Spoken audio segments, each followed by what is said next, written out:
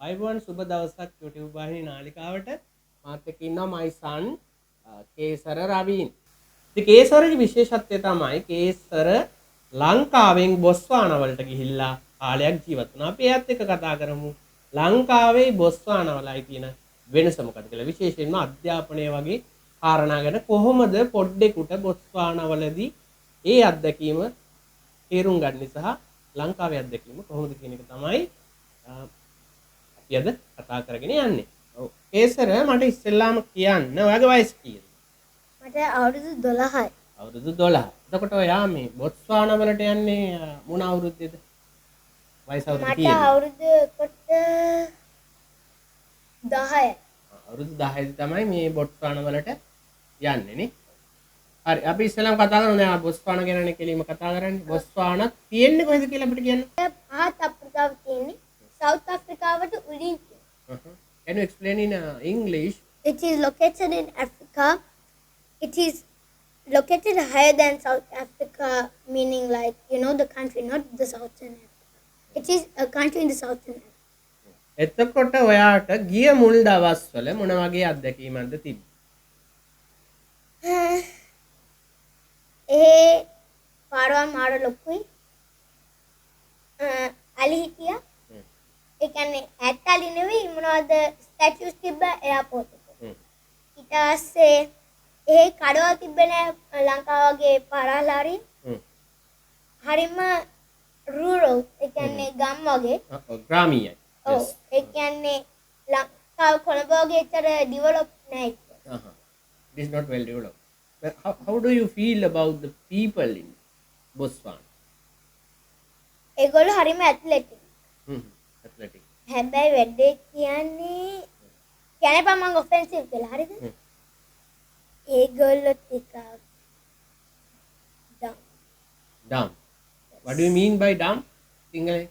අද dumb කියන අපි සිංහලෙන් පැහැදිලි කරමු dumb කියන එක. එච්චරම දක්ෂ නෑ හැබැයි කට්ටියක් දක්ෂ.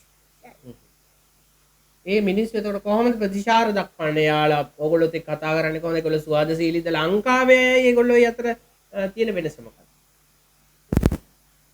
ඒගොල්ලෝ ලංකාව අය වගේ එච්චර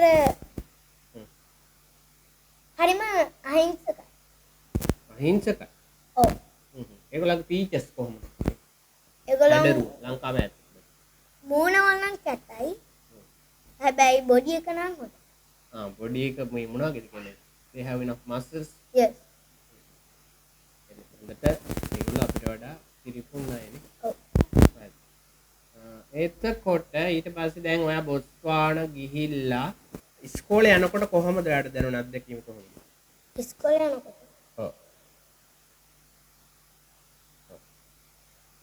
කලින් දවස් ටික නම් අම්මේ හරිම අමාරුයි. හැබැයි ඊට පස්සේ දවස් ටික හරියට ගියා. එච්චර යාළු හිටියේ නෑ මට එකට හරියට ඉංග්‍රීසි කතා කරන්න බෑනේ එච්චර. හැබැයි ලාව ටික පුළුවන් වුණා. ඊට පස්සේ අවුරුදු මාස් ටර්ම් එකක් ගියාට පස්සේ මාස 3ක්.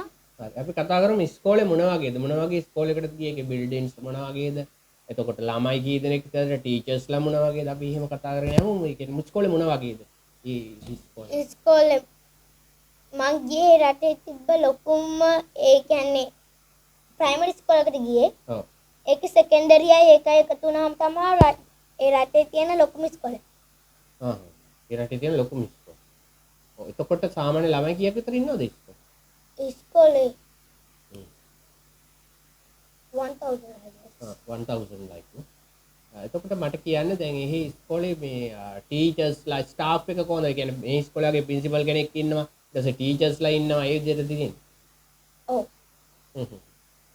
හරි. මේ subjects, let's talk about the subjects you learned there.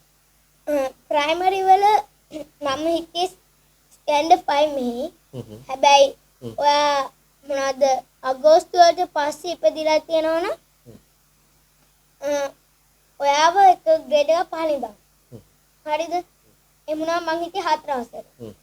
4 අවසරට අපි ඉගෙන ගත්තා environmental science, hard science, ඊට පස්සේ maths, English,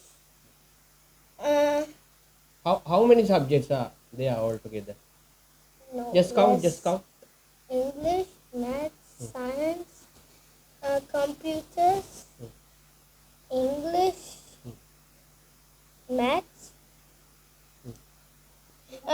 subjects අටක් තිබ්බා. ඒ subjects වලින් ඔයා කැමතිම subject එක මොකක්ද? මම කැමතිම. ඔව්.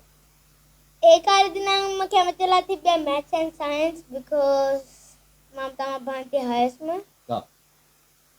ඊට පස්සේ කැමතුණා social studies. ඒකත් ටිකක් ලේසි. ඉංග්‍රීසි වලට මම කැමති වුණා අවුරුද්දක් ගියාට පස්සේ. ටීචර්ස්ලා මොන වගේ ටීචර්ස්ලා කී දෙනෙක් වගේ ඉන්නවද ඉස්කෝලේ? කී දෙනෙක් වගේ හිටියා? මට එච්චර මතක. ටීචර්ස්ලා ගාන මතක නැහැ. එතකොට ටීචර්ස්ලා මොන වගේ අයද ඉන්නේ? වයසක අයද තරුණ අයද? තරුණ අයත් හිටියා වයසක අයත් හිටියා. එතකොට ඔයගොල්ලෝ මේ ස්ටඩි කරද්දි වැඩිපුර තියරිද කරේ ප්‍රැක්ටිකල්ද? Depends on the subject. Depends on the subject. I mean, just think of English. Do you get practical sessions? No, we get theory and practical. You just read and write. Then how do you improve your speaking ability?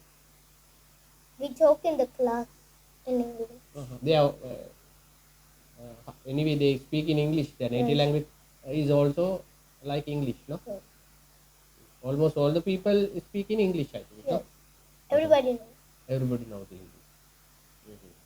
එතකොට දැන් ඔයා ලංකාවේ ඉගෙන ගන්න කොටයි බොස්වානා වල ඉගෙන ගන්න කොටයි දකින්න වෙනස මොකද්ද? ලංකාවේ ළමයින්ට ශිෂ්‍යත්ව කියන දේ මාරිදි ස්පේස් එකක් දෙනවා. එහි ශිෂ්‍යත්වය වගේව නැද්ද බොස්වානාව? එකක් තිබ්බා. හහ. හැබැයි එච්චර අමාරු නෑ. හහ. ඇයි වා කියන්නේ ලංකාවේ ශිෂ්‍යත්ව හරි ස්ට්‍රෙස් කියලා?